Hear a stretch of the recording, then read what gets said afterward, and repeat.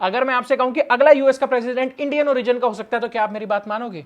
आप भी कहोगे अबे जा बे, ऐसा थोड़ी हो सकता है। लेकिन अगले यूएस प्रेसिडेंशियल इलेक्शन में एक इंडियन ओरिजिन का नाम बहुत ज्यादा चर्चे में है और वो नाम है विवेक रामास्वामी। ये यूएस प्रेसिडेंशियल इलेक्शन के लिए रिपब्लिकन पार्टी से खड़े हुए हैं और ये ऐसे दूसरे इंसान हैं जो इंडियन रूट्स रखते हैं और यूएस प्रेसिडेंशियल इलेक्शन के लिए खड़े हो रहे हैं। जो पहले इंसान है वो है निकी हेले। तो आपके चुल उठी ना कि ऐसे इंडिया से कोई भी उठ के थोड़ी यूएस का प्रेसिडेंट बन सकता है। तो भाई साहब पहले तो आपका ये डाउट क्लियर करूं कि इनकी रूट्स इंडिया नहीं, यानी कि इनके पिताजी का जन्म जो है वो इंडिया में हुआ था और इनका खुद का जन्म जो है वो यूएस में हुआ है, तो आइडियली ये यूएस सिटीजन है। और इसके बाद इनसे जुड़े आपके मन में जितने भी बाकी के सवाल है उन सब के बारे में हम इस वीडियो में बात करेंगे। शुरू करने से पहले प्लीज इस चैनल को सब्सक्राइब कर लो क्योंकि ऐसे ही चुल भरे टॉपिक्स हम हर हफ्ते 2 बार लेके आते रहते हैं, एक वेडनेसडे को और एक सैटरडे को।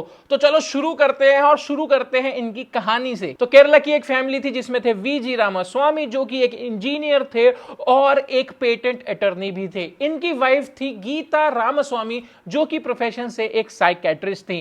1970 में ये लोग यहां से मूव हो गए, यानी कि केरला इंडिया से मूव हो गए यूएस, और 1985 में इनका पहला बच्चा पैदा हुआ जिसका नाम था विवेक रामास्वामी। अब इनका जन्म ऐसे शहर में हो जिसका नाम लेने में मुझे तो पर्सनली बड़ा मजा आता है, सिनसिनाटी ओहायो। यार सनसनाती हुई ऐसा नहीं लगता, मतलब खैर छोड़ो।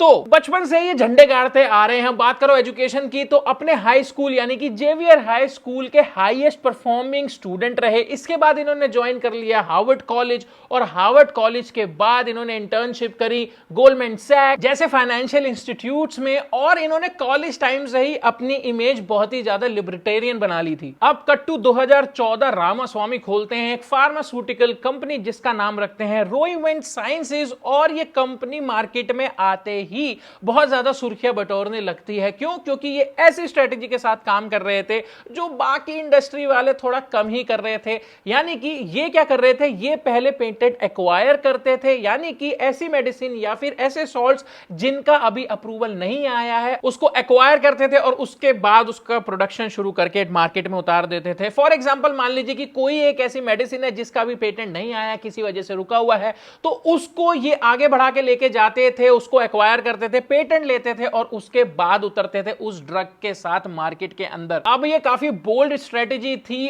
और इसी वजह से उनको काफी फंडिंग भी मिली। अगर आप आज तक की बात करोगे तो इस कंपनी ने $1.4 बिलियन तक की फंडिंग मार्केट से उठा ली है ऑलरेडी। तो काफी पैसा तो इन्होंने इनिशियली अपनी कंपनी से ही कमा लिया। अब इन्होंने वही काम किया जो हर समझदार आदमी थोड़ा सा पैसा कमाने के बाद करता है, यानी कि इन्होंने शुरू कर ली एक अपनी इन्वेस्टमेंट फर्म, यानी कि ये दूसरे स्टार्टअप्स में अपने कमाए हुए पैसे लगाने लगे in search of multiplying his wealth. लेकिन इस इन्वेस्टमेंट फर्म के साथ भी जैसे इन्होंने अपनी बायोफार्मास्यूटिकल फर्म में एक हल्का सा अपना तड़का लगाया था, वैसे ही इन्होंने अपना तड़का इस इन्वेस्टमेंट फर्म में भी लगाया। और ये इन्वेस्टमेंट फर्म सिर्फ इन्वेस्ट करती थी एनवायरमेंटल, सोशल और कॉर्पोरेट गवर्नेंस इनिशिएटिव्स में, जिसकी वजह से काफी इंफ्लुएंशियल लोग इनके साथ जुड़ते गए। For example Peter Thiel, JD Vance और बिल एकमैन। अब हमने ये तो जान लिया कि विवेक रामास्वामी है कौन। ये है एक इंडियन इंजीनियर के लड़के जो यूएस में पैदा हुए, ब्रिलियंट दिमाग के साथ अपने करियर में बहुत सक्सेस पाई, करोड़ों रुपए कमाने के बाद ये घुस गए यूएस की पॉलिटिक्स में और अब इन्होंने अपनी इच्छा जाहिर करी है कि भाई ये यूएस के प्रेसिडेंट बनना चाहते हैं। अब यहां पे सारा कैच है। जब मैंने आपसे वीडियो की स्टार्टिंग में बोला कि ये खड़े हो गए हैं यूएस प्रेसिडेंशियल इलेक्शन में, तो इसका ये मतलब नहीं था कि भाई साहब राहुल गांधी बन गए हैं ये मोदी जी के खिलाफ या मोदी जी बन गए हैं ये राहुल गांधी के खिलाफ। नहीं, ये जो पूरा का पूरा इंडियन पॉलिटिकल और इलेक्शन सिस्टम है ना यूएस में, पूरा का पूरा अलग है। अब वो कैसे काम करता है थोड़ा सा ये समझ लो।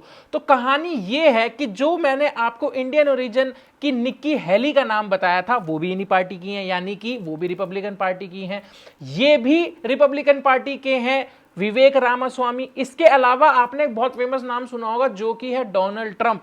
अब डोनाल्ड ट्रंप भी सेम पार्टी के हैं, रिपब्लिकन पार्टी के हैं।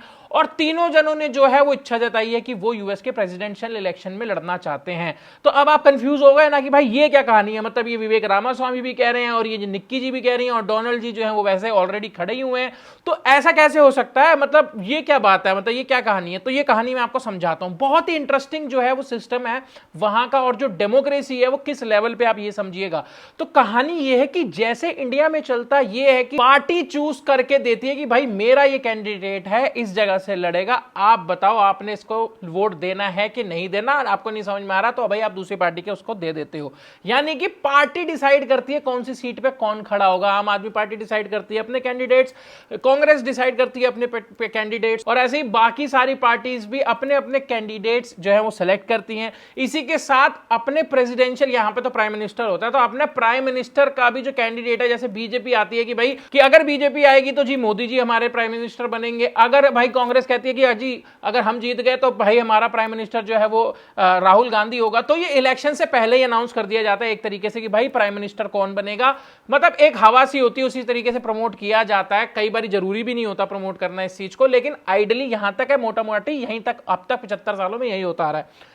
लेकिन आप विद इन पार्टी डेमोक्रेसी देखिए यूएस की। यूएस में यह होता है कि मान लीजिए एक पार्टी के अंदर 4 लोग इंटरेस्टेड हैं यूएस के प्रेसिडेंट बनने में, तो विद इन पार्टी इलेक्शन होता है, 4 जने अपनी इच्छा जाहिर करेंगे। जैसे कि ये रिपब्लिकन पार्टी में डोनाल्ड ट्रंप ने अपनी इच्छा जाहिर करी है अगले इलेक्शन में, साथ में निक्की हेली ने अपनी इच्छा जाहिर करी है, और साथ में अब विवेक रामास्वामी जी ने भी अपनी इच्छा जाहिर कर दी है कि भाई मैं भी यूएस प्रेसिडेंट इलेक्शन लड़ना चाहता हूं। अब होगा ये कि हर स्टेट में, हर स्टेट के रूल के हिसाब से विद इन पार्टी लोग वोट डालेंगे। अब इनको डायरेक्टली नहीं डालेंगे, डेलीगेट सिस्टम होता है, यानी कि विद इन पार्टी डेलीगेट्स होते हैं, उनको वोट डाला जाता है।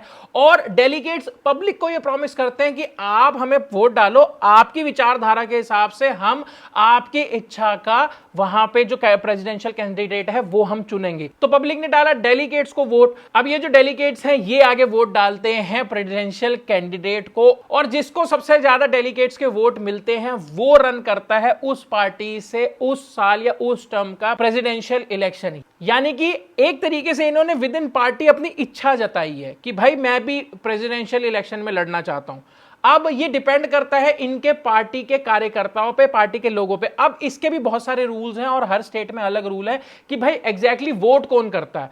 तो कई पार्टी के जैसे ये रूल हैं कि भाई साहब हमारी ही पार्टी के रजिस्टर्ड मेंबर्स ही वोट करेंगे, या फिर कई लोग ओपन वोटिंग भी कराते हैं। अब इसे कहा जाता है प्राइमरीज, यानी कि ये इलेक्शन से पहले विद इन पार्टी के इलेक्शन होते हैं। अब 2 मेजर पार्टीज है, डेमोक्रेट्स और रिपब्लिकन, इनके दोनों के अपने अपने प्राइमरीज होते हैं, अपने अपने रूल के हिसाब से, हर स्टेट के अलग रूल के हिसाब से ये इलेक्शन किए जाते हैं। और कुल मिला के पार्टी के ही लोग या फिर पार्टी के ही वोटर्स जो है वो लोग डिसाइड करते हैं कि भाई प्रेसिडेंशियल पोजीशन के लिए कौन खड़ा होगा उनकी पार्टी से। और उसके बाद जब ये डिसाइड हो जाता है कि भाई पार्टी की जनता क्या चाहती है, पार्टी के लोग क्या चाहते हैं, कौन प्रेसिडेंशियल फेस हो, तो उस फेस के साथ पार्टी जो है वो आगे बढ़ती है।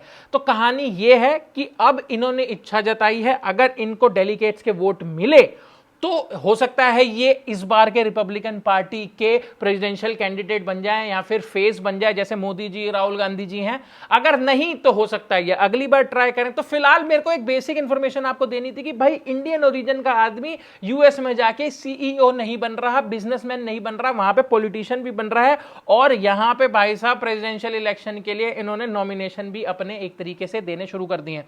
अब इनकी थोड़ी सी विचारधारा समझ लेते हैं कि विवेक रामास्वामी की थोड़ी सी विचारधारा है क्या एग्जैक्टली। तो कुछ ये ट्वीट्स और पब्लिक स्टेटमेंट्स देख के आपको मोटा मोटा ये समझ में आ जाएगा कि ये जो है भाई साहब चाइना के बहुत ज्यादा खिलाफ हैं। ये कहते हैं कि सब कुछ चाइना से जो है वो डिपेंडेंसी जितनी भी है वो हटा के हम वापस सारा कुछ जो है वो यूएस से लेके आएंगे, यूएस की पब्लिक के लिए चीजें करेंगे एज कंपेयर टू हम हर चीज आउटसोर्स कर देते हैं चाइना को। इसके अलावा डिजिटल करेंसीज के पीछे भी ये पड़े हुए हैं, यानी कि सेंट्रल बैंक की डिजिटल करेंसीज जो है वो ये नहीं आने देना चाहते हैं। तो ये कुछ majority of the policy policies हैं जो ये कह रहे हैं कि भाई अगर आप मेरे को प्रेसिडेंट बनाते हो तो मैं इन पॉलिसीज, इन विचारधाराओं के साथ आगे बढ़ूंगा। बाकी मैक्सिकन ड्रग कार्टल्स के बारे में भी इनके काफी कड़े विचार हैं और उसको बंद करने का भी काफी तगड़ा प्रॉमिस जो है वो ये जनता को कर चुके हैं। फिलहाल ये वीडियो अगर आपको अच्छी लगी हो तो लाइक कर देना। मुझे पता है आपने पहले सब्सक्राइब नहीं करा था, आपको इंटरेस्ट आया, यहां तक आपने देखी, यानी कि और वीडियोस भी हमारे इसी टाइप की देखने चाहोगे आप, तो प्लीज फॉलो कर लो हमको इंस्टाग्राम पे भी अगर आप करना चाहते हो, और सब्सक्राइब कर लो इस चैनल को। अभी कभी हम मिलेंगे आपको अगले Wednesday as promised. Thanks for watching.